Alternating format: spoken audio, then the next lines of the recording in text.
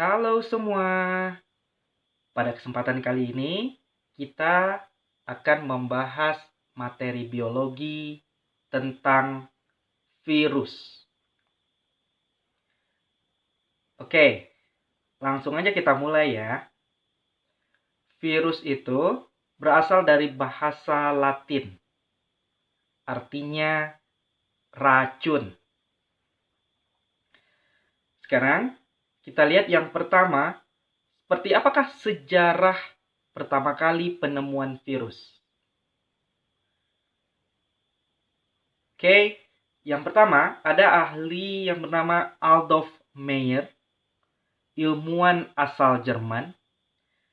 Inilah orang yang pertama kali memulai penelitian tentang virus, di mana Meyer itu mengamati bintik kuning pada daun tembakau. Kemudian Meyer mencoba untuk mengekstraksi getah tersebut, kemudian disemprotkan ke daun yang masih sehat. Ternyata tembakau tersebut juga mengalami bintik-bintik kuning. Kemudian Meyer berpendapat bahwa yang menyerang daun tembakau ini ukurannya lebih kecil dari bakteri.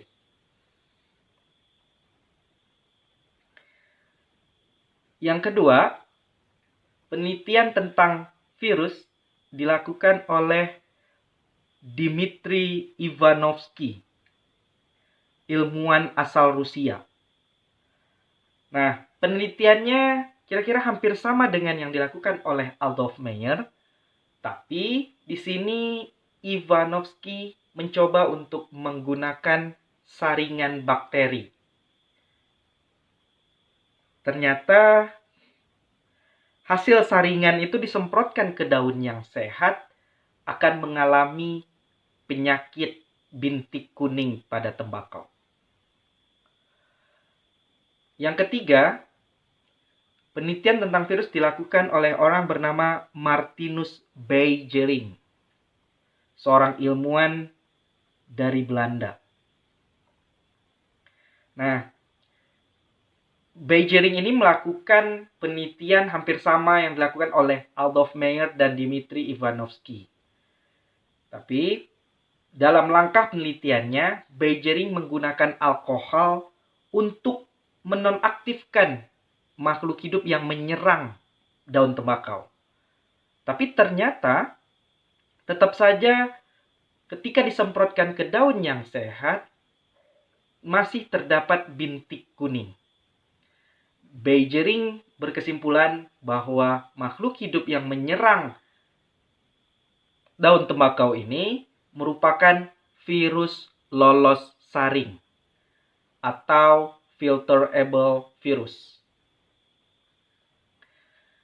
Sejarah penelitian tentang virus yang terakhir dilakukan oleh orang bernama Wendell Stanley, ilmuwan asal Amerika Serikat. Nah, Stanley inilah yang mampu mengkristalkan virus, kemudian virus tadi dinamakan dengan TMV atau Tobacco Mosaic Virus. Kita akan bahas cara hidup virus. Istilah untuk cara hidup virus itu disebut dengan parasit intraselular obligat. Artinya, virus itu hanya bisa hidup dalam atau pada sel hidup. Jadi kalau seandainya virus berada di luar sel hidup, maka dia akan mengkristal menjadi benda mati. Oleh sebab itu, ada yang mengatakan bahwa virus memiliki ciri makhluk hidup, yaitu bereproduksi. Tapi, reproduksi yang dilakukan oleh virus hanya bisa terjadi pada sel hidup, atau kita sebut dengan sel inang. Nah, dalam menginfeksi atau masuk ke dalam sel inang, virus itu memiliki dua jenis kisaran inang. Yang pertama, ada kisaran inang yang luas, artinya virus bisa menginfeksi beberapa jenis inang. Contohnya virus flu burung. Itu bisa menginfeksi unggas, bisa menginfeksi babi, dan juga bisa menginfeksi manusia. Yang kedua, ada kisaran inang sempit. Maksudnya, virus itu hanya bisa menginfeksi inang tertentu saja. Misalnya, virus flu yang hanya menginfeksi saluran-saluran pernafasan. Ada kedua contohnya virus bakteriofag atau virus yang hanya bisa menginfeksi bakteri dari jenis Escherichia coli.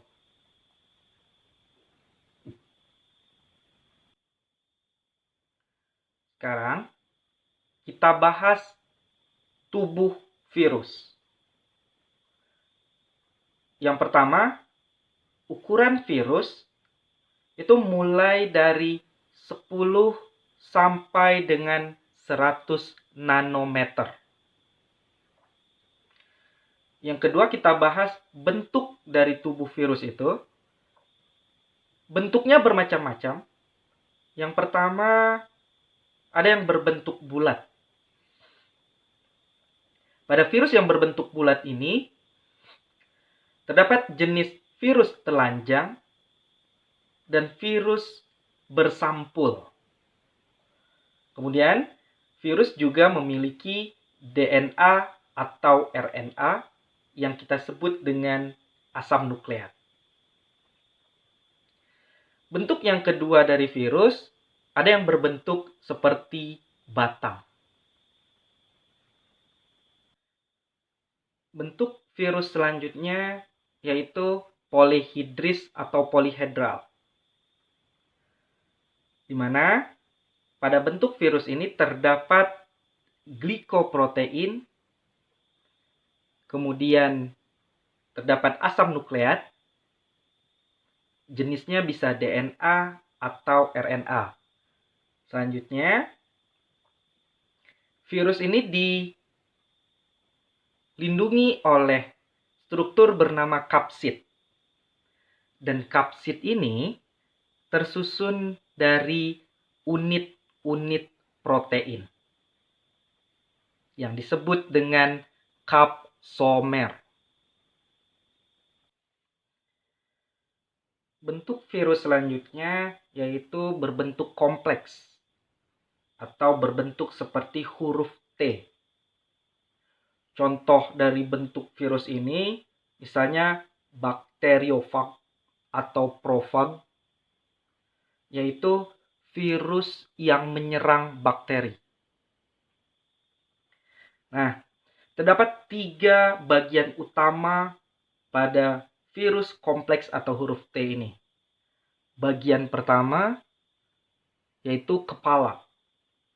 Di bagian kepala ini terdapat kapsid atau pelindung dari kepala atau pelindung dari virus yang terdiri dari unit-unit protein yang disebut dengan kapsomer.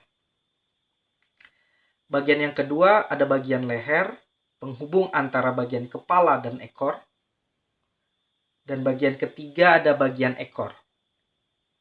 Di bagian ekor ini terdapat bagian selubung ekor, serabut ekor, jarum penusuk yang nantinya berfungsi untuk memasukkan asam nukleat, DNA atau RNA ke tubuh sel inang. Dan terakhir di bagian ekor ini terdapat lempeng. Sekarang kita lihat struktur tubuh virus. Virus ini bersifat aseluler. A itu artinya tidak atau bukan. Jadi virus bukan sebuah sel. Karena virus tidak memiliki bagian-bagian yang dimiliki oleh sel. Misalnya, virus tidak memiliki sitoplasma, tidak memiliki organel-organel sel, dan tidak memiliki inti sel. Struktur yang kedua, ada istilah nanti namanya virion. Virion ini merupakan partikel lengkap dari virus. Yang ketiga, asam nukleat pada virus itu terdapat DNA atau RNA saja. Jadi, dalam satu tubuh virus tidak mungkin memiliki dua asam nukleat. Jadi, virus itu ada jenis virus DNA dan ada jenis virus RNA. Dan terakhir, struktur tubuh virus tadi dilindungi oleh kapsid. Kapsid-kapsid ini tersusun dari protein-protein yang disebut dengan kapsomer.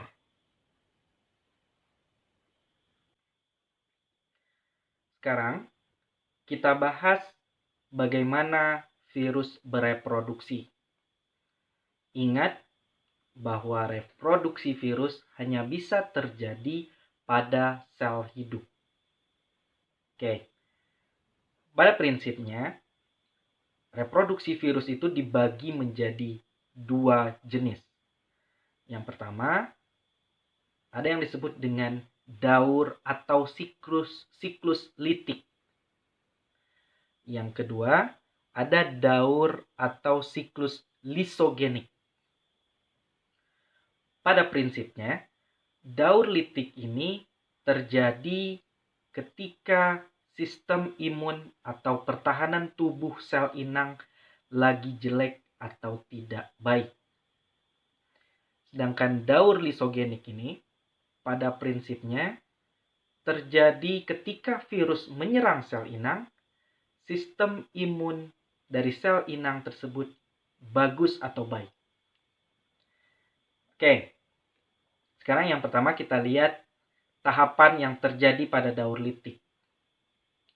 Untuk mempermudah mengingatnya, kita singkat dengan ada pensil pemanis. Tahap yang pertama yaitu adsorpsi atau penempelan virus pada sel inang. Selanjutnya terjadi penetrasi atau injeksi. Nama lainnya juga memasukkan asam nukleat virus. Asam nukleat virus itu terdiri dari apa? Bisa DNA atau RNA. Tahap selanjutnya terjadi sintesis atau nama lainnya eklivase atau replikasi. Pada proses ini, virus membentuk komponen-komponen tubuhnya. Proses ini terjadi di dalam sel inang,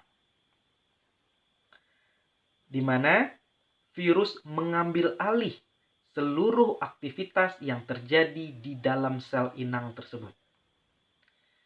Tahap yang keempat, virus akan melakukan tahap pematangan atau perakitan, di mana pada proses ini virus akan merakit partikel-partikel tubuhnya yang sudah dibentuk pada tahap sintesis. Dan yang terakhir, virus akan mengalami fase lisis atau hancur atau pecah, di mana di sini virus akan menghancurkan tubuh sel inang, kemudian virus keluar dan menginfeksi sel yang lain. Untuk daur lisogenik, di mana tadi imun inang ketika diserang oleh virus sedang baik, maka virus akan melakukan penyisipan DNA-nya ke dalam DNA inang. Jadi seolah-olah seperti yang ikut ke dalam tubuh sel hidup, sel inangnya. Kemudian pada suatu saat nanti sistem imun inang tidak lagi dalam keadaan baik, maka virus dari daur lisogenik ini bisa masuk ke dalam daur litik.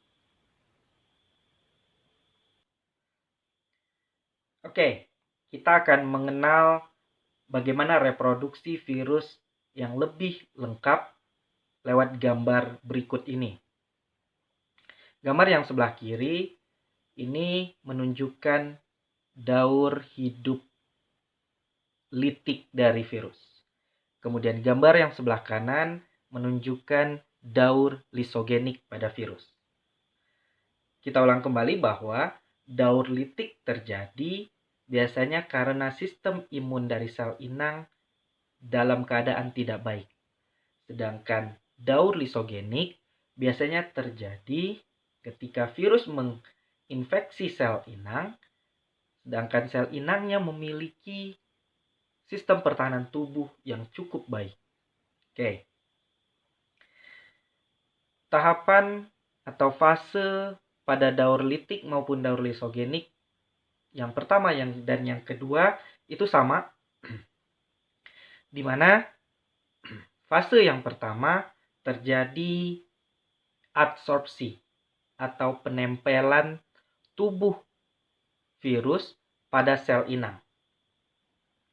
Kemudian fase yang kedua terjadi penetrasi atau injeksi, di mana virus akan menyuntikkan asam nukleatnya, bisa berupa DNA atau RNA, ke dalam sel inang.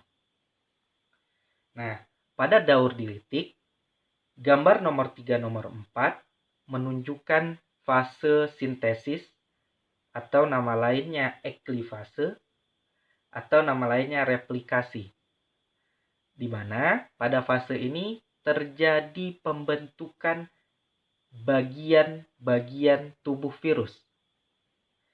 Kemudian di fase nomor 5 daur litik akan terjadi tahap pematangan atau perakitan. Di tahap ini, bagian-bagian tubuh virus akan dirakit menjadi satu. Kemudian, di gambar nomor 6 daur litik, virus akan menghancurkan sel inang. Fase ini disebut dengan fase lisis. Kemudian, tubuh-tubuh virus ini akan menyerang sel inang yang baru. Nah, sekarang kita lihat gambar pada daur lisogenik. Setelah terjadi tahap penetrasi atau injeksi, maka terjadi penggabungan DNA virus dengan DNA sel inang. Ini bisa kita lihat pada gambar nomor 3 daur lisogenik. Selanjutnya, ketika sel inang membelah, maka DNA virus ikut di dalamnya. Dan nomor 5, DNA virus itu akan memisahkan diri dari DNA sel inang, dan ketika tubuh atau sel inang sistem imunnya dalam keadaan yang tidak baik, maka daur lisogenik yang nomor 5 ini akan masuk ke dalam daur litik. Kita lihat klasifikasi virus. Virus dikelompokkan berdasarkan beberapa ciri. Yang pertama, jenis asam nukleat, di mana kita tahu bahwa asam nukleat pada virus terdiri dari DNA atau RNA. Yang kedua, virus dikelompokkan berdasarkan morfologi atau bentuk tubuh.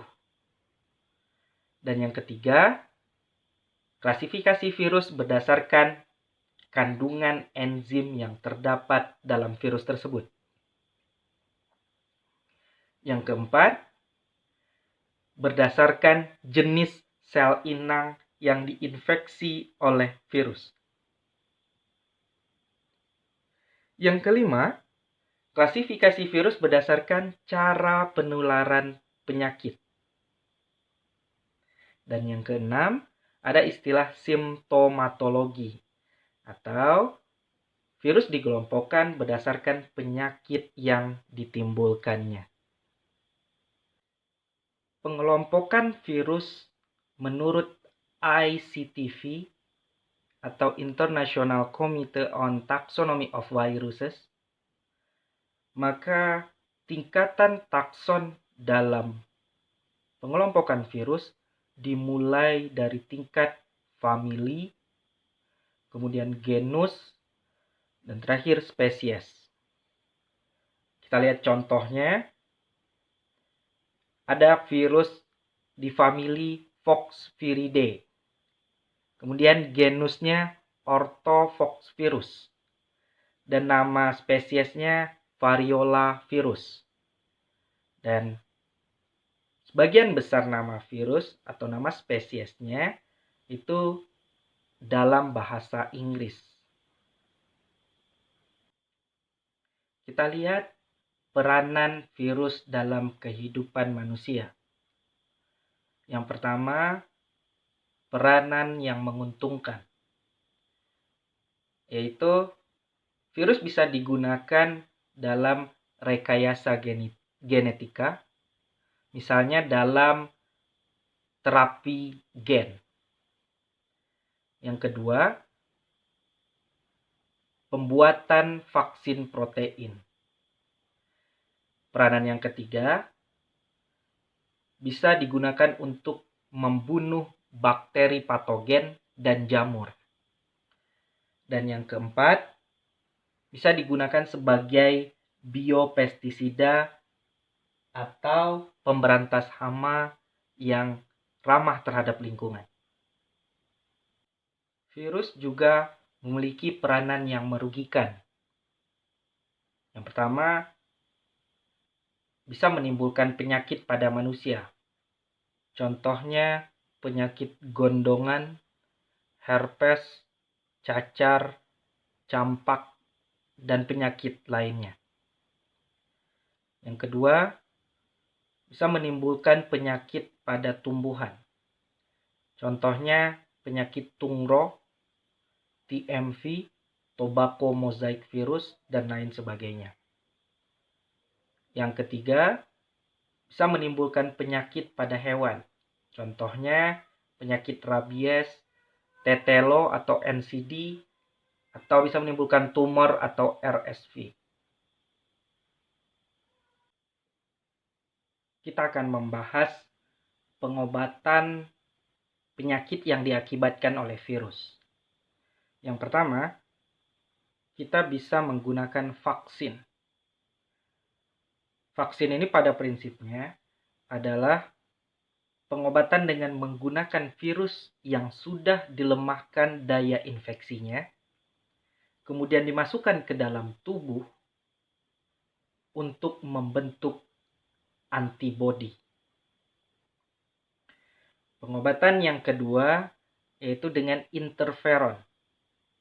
Interferon itu sendiri adalah protein yang dihasilkan oleh tubuh untuk menghambat replikasi virus.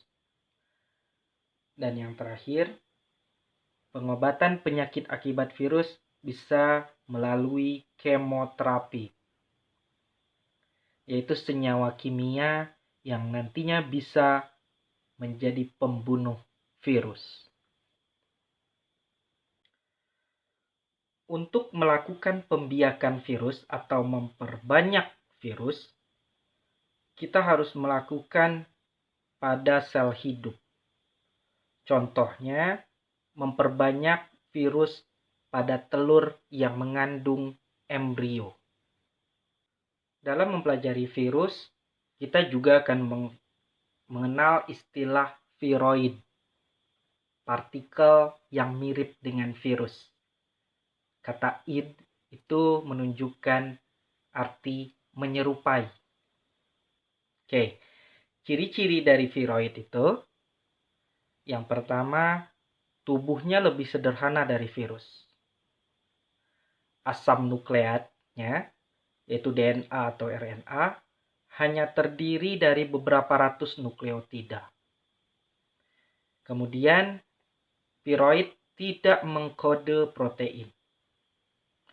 Yang keempat, viroid tidak bereplikasi. Dan yang terakhir, viroid biasanya menyerang tanaman. Dalam mempelajari virus, kita juga mengenal istilah prion. Prion ini, struktur tubuhnya lebih sederhana dari viroid yang sudah kita bahas tadi. Kemudian, prion ini merupakan versi salah lipat protein. Prion tidak bereplikasi. Prion itu bisa mengubah protein inang yang dia serang menjadi protein prion. Dan yang terakhir, menyebabkan penyakit degeneratif otak. Penyakit yang terkenal yaitu namanya Laughing Sickness, yang banyak terjadi di Papua Nugini. Penyakit ini, menurut penelitian, terjadi karena adanya praktik kanibalisme atau praktik memakan manusia yang memakan manusia lainnya.